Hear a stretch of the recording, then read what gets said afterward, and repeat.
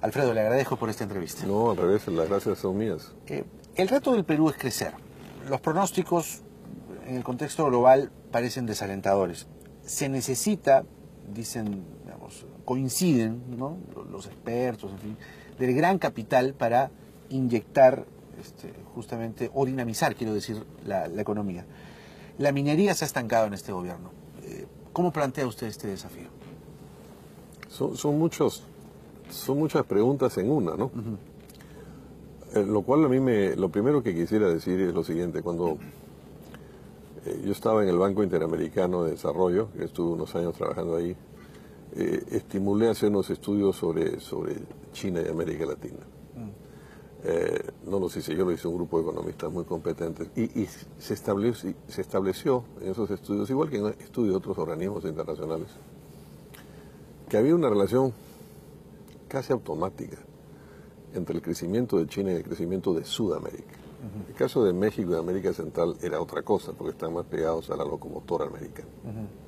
Y lo que se establecía básicamente es que a cada 1% de crecimiento chino correspondía más o menos 0.6% de Sudamérica. Eso es lo que jaló a Brasil con las materias primas como la soya, el caso de Argentina también, o países como Chile y Perú con los minerales. De modo que si China crecía 10%, nosotros crecíamos 6%. ¿Qué es lo que estuvimos creciendo? Si China baja de 10 a 7, en principio se debería trasladarse a 4.2. ¿Esto qué significa? Significa muchas cosas. Significa, en primer lugar, que todo esto que pregonaron los gobiernos en los últimos 10 o 12 años que habían sido responsables del crecimiento no es correcto. Fue China la que jaló el crecimiento peruano. Otra conclusión de esto es que hemos sido todavía una economía demasiado atada a materias primas y que en consecuencia, si China cae, cae todo Sudamérica. ¿Qué es lo que ha ocurrido? Y en consecuencia, la segunda consecuencia es que somos unas economías demasiado atadas a materias primas. Entonces, ¿cómo salir de ese círculo? A eso, por supuesto, se han agregado problemas internos, que son no solamente una falla del gobierno, también una falla de las empresas privadas. Por ejemplo, el caso de Conga. Es una falla evidente del Estado central, es una falla evidente del gobierno regional además comprometido en casos clarísimos de corrupción, pero también una miopía y una torpeza de las empresas extranjeras mineras. Cuando uno quiere tomarse una laguna para simplificar el problema, en lugar de contribuir a una solución estructural del agua, cuando realmente no hay un conflicto, ese planteamiento que hizo Humala en 2011 de oro o agua, es una incomprensión del problema. Atrás de Cajamarca está el Marañón. Podemos inundar no solamente de Conga, sino todos los valles de Cajamarca de agua. Entonces lo que ha faltado en el Perú, creo yo, es algo más global, que es ¿qué hacemos con la renta natural? ¿Cómo hacemos que esa renta natural sea, en primer lugar, una renta natural por la que nos paguen bien? No nos están pagando bien por nuestros recursos naturales. El caso del gas es clarísimo. En segundo lugar, ¿cómo hacemos que esa renta natural financie, por ejemplo, un gran pacto nacional por el agua? Lo que ocurrió en Conga se reproduce también en Tía María. Yo siempre menciono, todos los ríos de los 3 departamentos del sur del Perú, de Tacna, Moquegua y Arequipa, todos los ríos, o sea, el Tambo en Arequipa, el Locumba, donde se levantó algún oficial hace unos años, el Caplina, todos los ríos es 9 metros cúbicos segundo. Entonces viene una compañía que dice que va a explotar y necesita solamente 2 para Tía María o para otro proyecto, la población se para incomprensiblemente. Pero detrás de esos ríos del sur, así como detrás de Cajamarca está el Marañón, está el Titicaca, que todos los días, en el lago más grande del mundo, se evaporan mucho más agua de la que están en esos 3 ríos. Entonces, para terminar la pregunta, lo que falta es un uso global, inteligente del Perú, con un gobierno con una visión clara, con un liderazgo claro y con un sentido nacionalista, ¿no?, de cómo usar esos recursos para financiar el desarrollo. Claro. Digamos, usted es de los que cree Y me ha faltado con 2 temas que me permiten, porque creo que completan la pregunta anterior, Sí. que son importantes. Uno es que cuando hay esas caídas, uno de los elementos fundamentales de la reactivación es el gasto en infraestructura. Gasto en infraestructura que además nos hace a largo plazo mucho más competitivos, no se ha hecho. Hay una desidia en toda esa inversión en infraestructura. Ese sería el punto fundamental. Yo justamente iba a la infraestructura porque es otra gran brecha y creo que Belaúnde siempre la tuvo clara. la pregunta no es tanto el qué, sino el cómo, porque carreteras, agua, desagüe hasta el rincón más alejado de la patria. Hablo de luz, hablo de banda ancha, trenes. Digamos, terminar de parchar las carreteras, en fin, red de carreteras, red viales. ¿Cómo hacemos esto? Es decir, ¿cómo completamos esta demanda? Bueno, para empezar, me has puesto el ejemplo de Belaúnde. Belaúnde hizo, yo me preguntaba el otro día, veníamos, Víctor Andrés García Belaúnde y yo regresando por tierra en una gira en el norte, y nos hicimos esta pregunta, ¿no? Con toda la plata que había habido en el Perú, las cosas que habría hecho Belaúnde. Si las hizo cuando no había el dinero que hay ahora, hizo todo lo que hizo, que habría hecho ahora. Falta fundamentalmente terminar con la corrupción, terminar con la clase política incompetente, terminar con un cambio y terminar con un modelo que no ha funcionado. El modelo de los últimos 25 años no ha funcionado. Necesitamos un cambio. Yo te voy a poner dos ejemplos muy sencillos en esto de infraestructura. Estoy el otro día en Iquitos. ¿Cuál es un problema fundamental de Iquitos? La ciudad de Iquitos. No tienen agua. Entonces dice, bueno, alguien está acá loco. No tienen agua, pero están al costado del Amazonas. Entonces, ¿dónde está el problema? Nosotros en Sudamérica, para que tú tengas una idea, Sudamérica es dueña del 28% del agua dulce del mundo. Nosotros y Colombia, y los países andinos y Brasil somos dueños del 28% del agua dulce del mundo. No hay razón para que Iquitos tenga problemas de agua. Te pongo otro problema de agua y infraestructura. Yo soy iqueño, yo nací en el Hospital de Socorro en Ica. Estudié todo mi colegio en Ica. Los pozos. No los pozos, es un tema más allá de los pozos, porque los pozos se recargan con los ríos, ¿no? Por supuesto, hoy día en Ica la napa freática está cada vez más bajo, sale cada vez menos agua y cuesta cada vez más extraerla, pero ese es un tema de recarga de los ríos. Lo que se gasta en los valles de Ica es más de lo que está ingresando a los valles. Pero te pongo un ejemplo muy concreto, es decir, Ica es un departamento que si tuviese agua podría ser California. La gente cuando dice esto se ríe, pero no es para reírse. Claro, nos falta, es una California sin Universidad de Stanford, sin Universidad de Berkeley y sin Silicon Valley. Ok, cosas fundamentales. Pero en términos geográficos es muy parecido. Esa es la razón por la que en el principio del siglo XX el presidente Leguía trajo a Charles Sutton, a un ingeniero que estudió todas las irrigaciones, que venía de California, porque Leguía se dio cuenta que era una estructura geográfica y geológica muy parecida. Bueno, Ica tiene al costado o atrás, así como Cajamarca tiene el Marañón, nosotros tenemos el Pampas. Tendríamos que hacer un túnel de la misma dimensión, casi exactamente la dimensión, que ya se hizo en Olmos, 28, 29 kilómetros, y pones el agua en la laguna de Pariona, que es donde nace el río Ica. Los problemas desaparecerían. ¿Por qué no se hace? Eso pregunto yo. Porque no hay una visión política, porque no hay un presidente como Belaúnde, porque no hay un presidente que tenga la cabeza global para pensar, repito, para usar una redundancia, que no tenga una visión global de los problemas, y que sea un presidente que, igual que Belaúnde, no confunda los intereses públicos con los intereses privados, sino que tenga la cabeza y el corazón en el Perú. Pero esos temas, esos dos temas que he mencionado, Iquitos e Ica, lo resolvemos, en el caso de Ica, en 3 años el Iquitos más rápido. ¿Por qué no se ha hecho? Y como eso hay muchísimos ejemplos. Te voy a poner otro ejemplo. ¿Por qué Piura no es hoy día no solamente una gran zona de exportación agrícola o de hidrocarburos? Tiene gas, tiene agricultura, tiene minería. Así como yo digo de manera simbólica que Ica es la California del Perú, Piura es el Texas del Perú. Es un estado formidable.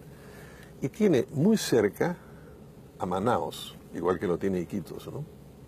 Entonces las preguntas que yo me he estado haciendo en estos viajes y he propuesto, si yo llego a la presidencia, Iquitos va a ser la segunda Manaos de América del Sur.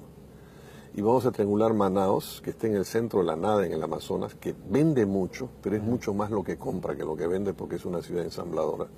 Y lo que compra para sus consumos o vienen desde el Asia y atraviesan todo el continente americano y después van en avión a Florida y vienen a Manaus, cosa que podría hacer desembarcar en Paita, de Paita proveer los insumos básicamente electrónicos que trae del Asia. Y todo lo demás lo exporta de Santos o de Sao Paulo, que está a 4.300 kilómetros. ¿Por qué no lo provee el norte del Perú? Entonces terminar en Piura y convertir Iquitos en una segunda Manaus de América del Sur, lo cual implica políticas de subsidios. Ya. y devolverle a las regiones de frontera ciertas condiciones especiales, que va esto contra la ortodoxia neoliberal, ¿no?, en la que no creo, y convertir Piura, el CETICUS de Piura, por ejemplo, que es un CETICUS, una plataforma fantástica de 966 hectáreas, de las cuales hoy se usan 14 hectáreas, más me quise poco más, pero no mucho más que eso, en un gran centro logístico industrial para terminar ahí los productos, usar nuestros tratados de libre comercio. Pues firmar tratados de libre comercio por gusto no tiene sentido.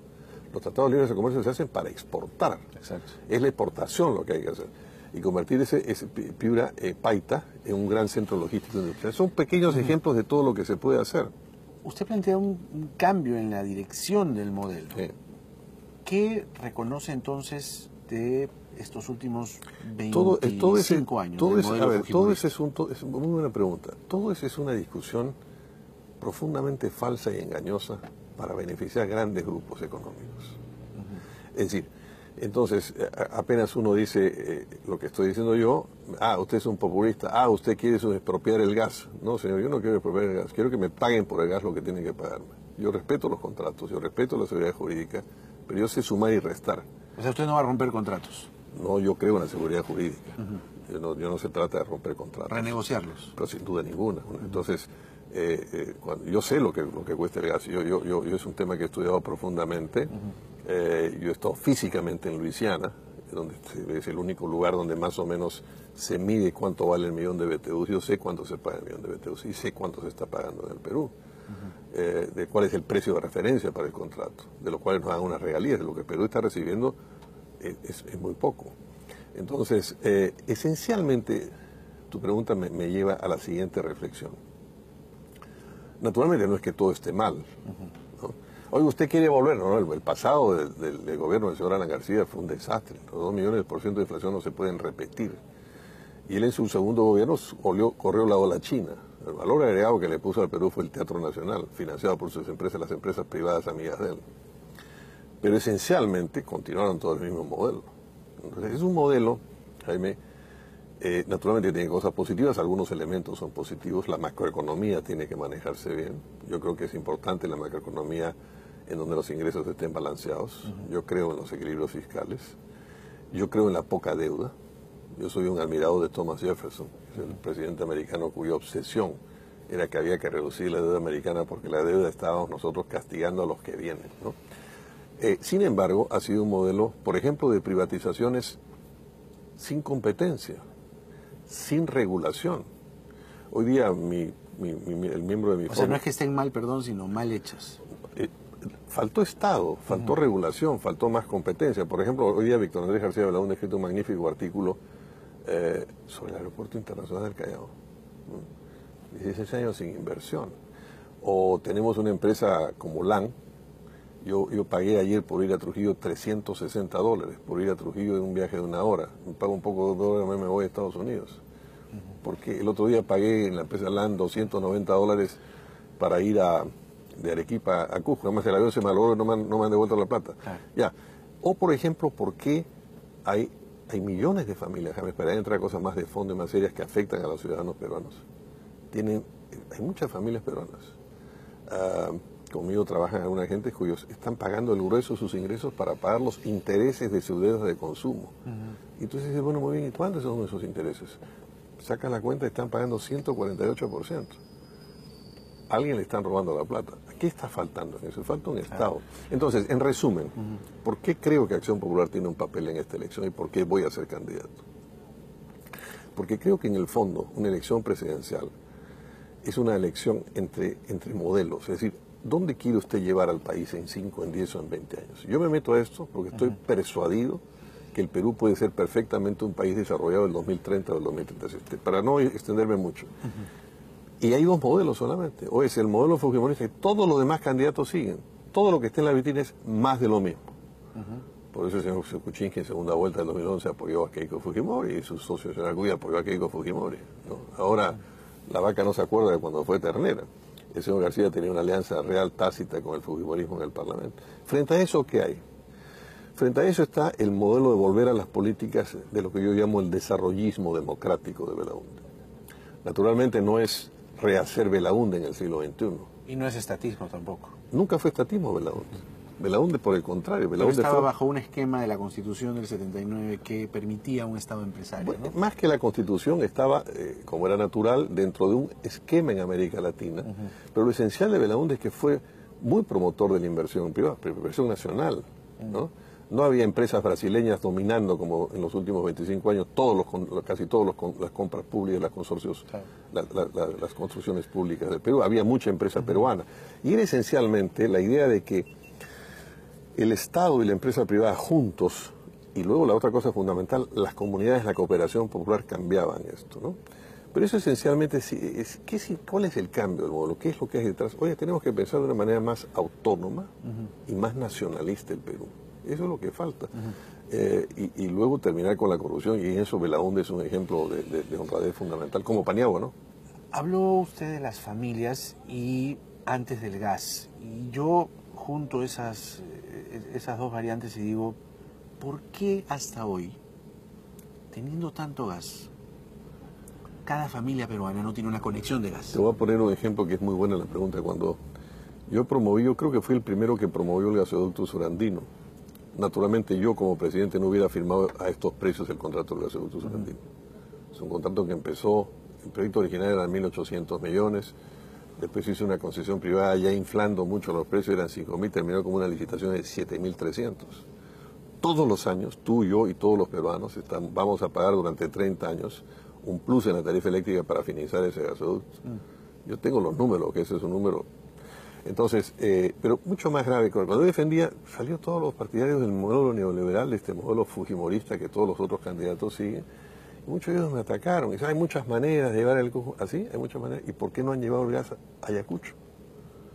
Tenemos gas hace 20 años, un promedio de 20 años, se firmó con Paniagua, un poco menos de 20 años. Sí.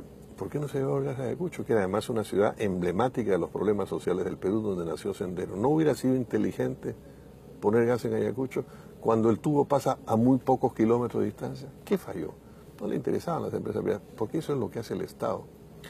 Entonces, es cuando es una falsa discusión estatismo, usted es un poco estatista o populista. Por ejemplo, pareciera que me voy muy lejos a hacer un ejemplo muy, muy lejano a nosotros, pero los Estados Unidos, que es el país fundamental del desarrollo del mundo, todo lo fundamental de Estados Unidos desde el principio del siglo, desde que empezó la República Americana, lo hizo el sector público. La primera obra de infraestructura que conectó el río Hudson en Nueva York, o sea, Nueva York, con las praderas del Medio Oeste, que fue el canal de Erie, que conectaba el lago de Erie al Hudson y a Albany, fue obra pública. En el siglo XX, con Roosevelt, cuando Roosevelt entró en el gobierno en 1933, fue electo en 32, pero entró en 33, los 7 estados del sur de los Estados Unidos, que son precisamente los Estados Unidos, los estados que habían perdido la guerra civil del siglo XIX, tenían electricidad 2% de la gente. Cuando murió Roosevelt tenían 83% de la gente. Pero acá como la obra pública. Pero un ratito, entonces, ahí ¿qué hizo Roosevelt? Creó la autoridad del Valle del Tennessee. Entonces yo siempre he dicho, ¿y por qué no puede haber una autoridad del Camisea? Y usar todo ese dinero para resolver precisamente otros 7 departamentos del surandino, que son los departamentos que se quedaron descolgados de desarrollo. Pero eso fue obra pública de Estados Unidos. Otra obra pública que cambió los Estados Unidos, las grandes autopistas de los años 50 con Eisenhower, que terminan después con Nixon, 20 años después. Obra pública. El Internet, de lo que han salido empresas como Google, ¿quién descubrió? ¿Quién hizo el Internet? El Departamento de Defensa, el presupuesto público. Pero eso no se discute en el Perú. Ah, no, señor, usted es un populista, ¿no? Lo que tenemos que es abrir la red para darle a LAN Chile los cielos del Perú, matar a Aeroperú, y tenemos que darle todo el gas a los extranjeros. Yo no estoy de acuerdo con eso. ¿Pero nos alcanza? Es decir, digamos, del presupuesto. Pero el concepto me lo entiende. No, el concepto está clarísimo. Sí. Pero el tema es de dónde pecata mía. Pero si el problema no es... O alianzas público-privadas. No, pues sin duda. A ver, miren, quiero ser muy claro sobre esto. Yo soy... Te voy a decir ahora una cosa que te va a parecer una locura. Cuando llegue a la presidencia, voy a hacer 1 millón de viviendas. Ahora, el otro día se lo dije al dueño de las principales inmobiliarias de Perú y me dijo, ya te has vuelto loco como todos los políticos. No, le dije, voy a hacer 1 millón de viviendas. Viviendas de 100 metros de terreno. Como si uno se urbaniza, son 200 metros, el doble de lo que uno necesita, porque el resto se pierde en habilitación urbana. Son 200 millones de metros, son 20.000 hectáreas. Voy a expropiar 20.000 hectáreas. Y mi asesor de vivienda, que es uno de los hombres más sabios, vivienda en el Perú, sí, me dijo, no, Alfredo, no hable de expropiación, porque va a sonar raro y además no necesitas expropiar. La Superintendencia de Bienes Nacionales tiene muchísimas más hectáreas. Bueno, vamos a hacer 25 ciudades estratégicas. ¿Cómo las vamos a hacer? Las va a hacer la empresa privada. Vamos a licitar el suelo que vamos a crear, pero eso sí, el Estado va a controlar el tope a los precios de esas viviendas y las vamos a financiar a 30 años con hipoteca social, con una tasa preferencial para eso. Todo eso es lo que el Estado puede hacer, pero lo va a hacer la empresa privada. De la misma manera, por ejemplo, yo soy partidario de la petroquímica.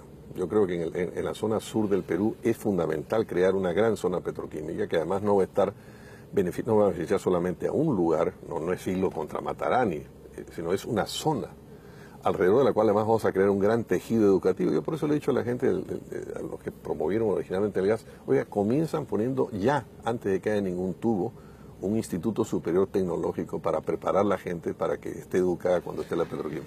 Todo eso para terminar la pregunta, por supuesto son asociaciones público-privadas. Tiene que haber presencia del capital privado, nacional e internacional, pero bajo la dirección de un Estado que regule, que crea competencia, que frene los abusos y que defienda a los ciudadanos. Puede haber un parteaguas con el gran empresariado. ¿La idea es pelearse con ellos o cómo los va a enamorar? Yo no pienso enamorar a ningún empresariado. El empresariado tiene que cumplir su tarea, que es hacer bien su trabajo, invertir y pagar impuestos. Pero también inyectar capital, ¿no? Sí, por supuesto, pero digamos, inyectar capital de verdad, ¿no? Cuando uno dice, por ejemplo, el caso de las AFPs, la conversión de un sistema de pensiones en grandes fondos de inversiones para que las empresas grandes tengan capitales, ¿es eso lo que nosotros queremos? Entonces, yo soy un creyente en la iniciativa privada. Yo creo que es fundamental que si el Estado no fuese necesario, fuese todo sector privado, sería maravilloso. No es la realidad. Los países que se han desarrollado, y sobre todo, Jaime, los países que han creado igualdad en la sociedad, han tenido un sector público muy activo. Entonces, esto no significa un sector muy activo en contra del empresariado. Por ejemplo, yo pienso mucho en el caso de Noruega. En el caso de Noruega, cuando descubren los grandes hidrocarburos en el Mar del Norte, los noruegos dicen, un momentito, esto es nuestro, ¿eh? Esto no es para los de afuera. Y sobre eso, claro, crean un gran fondo soberano, hoy es el primer fondo soberano del mundo, casi $1 trillón, ¿no? Para una población de 5,5 millones de gentes, y no tenían una empresa estatal de hidrocarburos, y crean Statoil. Hoy es la empresa número 1 del mundo en exploración offshore. Ya, no es que esos son los noruegos, muy bien. Chile produce el tercio del cobre del mundo, y de ese tercio del cobre, probablemente un tercio o 40% de ese tercio, o sea, 12% de todo el cobre del mundo, está en manos de Codelco. Entonces, ¿Codelco es una empresa privada? No, señor, es una empresa pública. A los economistas liberales de acá, que siguen tanto monos chilenos, sí lo aceptan eso, pero en el Perú no puede hacerse. Entonces dice, mire, acá está una política equivocada que no es sino para favorecer lo menos. Yo lo que no puedo llegar a la presidencia para servir a los ricos de este país. Los ricos de este país y del mundo tienen muchas maneras de defenderse. Yo voy a llegar a este país para hacer como un defender a los que no tienen voz. Eso no significa estar en contra del capital. Pero el capital tiene que cumplir una política de desarrollo. No puede ser que no le pongamos gas a Ayacucho, no puede ser que no estén pagando lo que nos están pagando por el gas, no puede ser que las AFP se tengan organizadas como estén. Entonces, cada vez que uno sale a plantear esto, empiezan a acusarte de populista, estatista. Dice, un momentito, lo que tenemos que volver... Cuando América Latina ha sido grande, que fue, yo creo, básicamente en los años 50 y 60, fue cuando hubo políticos ilustrados que representaban grandes partidos populares, que no querían una confrontación con los Estados Unidos, sino una asociación con los Estados Unidos, pero desde un punto de vista de independencia, que sabían que tenían que crear infraestructura para hacer a sus países competitivos. El gran caso de Juscelino Kubitschek. Sin Kubitschek, Brasil no sería lo que es hoy día. Un loco que creó Brasilia. Todos los economistas liberales decían, no, eso va a crear inflación, no se puede hacer. Claro, creó inflación seguramente, pero cambió Brasil.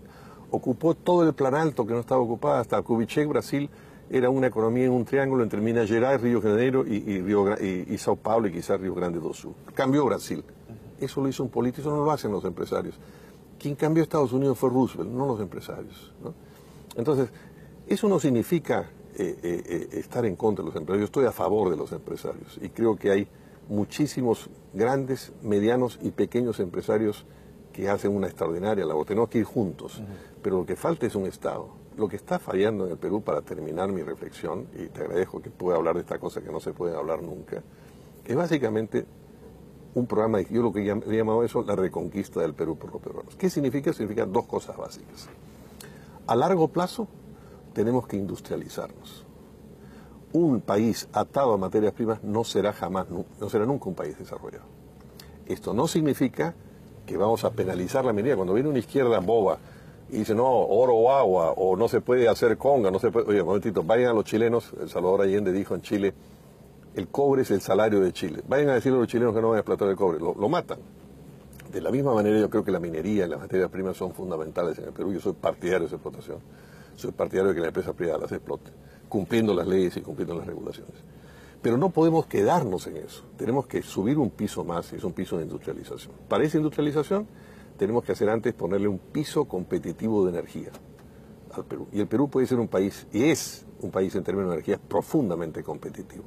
Tenemos hoy día instalados, digamos, más o menos 7.000 megawatts de electricidad. Sin problemas nosotros podemos multiplicar 12, 13, 14 veces. Ese es el gran polo energético de Sudamérica, que no tiene energía, no tiene Chile, le falta Brasil. Nosotros podemos hacer eso. Ese es a largo plazo. Y esos son cambios que podemos hacer en el horizonte de un gobierno. Y en el corto plazo, ese gobierno tiene que ponerle al Perú un piso común de igualdad de oportunidades. En salarios, en educación, en salud y en seguridad. Estuve anoche, como comprenderás, estoy viajando por todo el país, yendo y viniendo. Yo conozco todo el Perú, pero ha sido una oportunidad de volver a ir a todas las ciudades. Y me han pasado cosas como esta. Estoy en Cajamarca, se me sube una mujer y me cuenta la historia. Su hija murió porque no tuvo cómo comprar medicamentos para curarla. Si yo gobierno, eso no ocurrirá. Yo voy a subsidiar y voy a convertir en bienes universales los medicamentos de las principales enfermedades mayoritarias. Eso es populismo, eso es subsidio, no sé cómo se llama. Yo lo voy a hacer.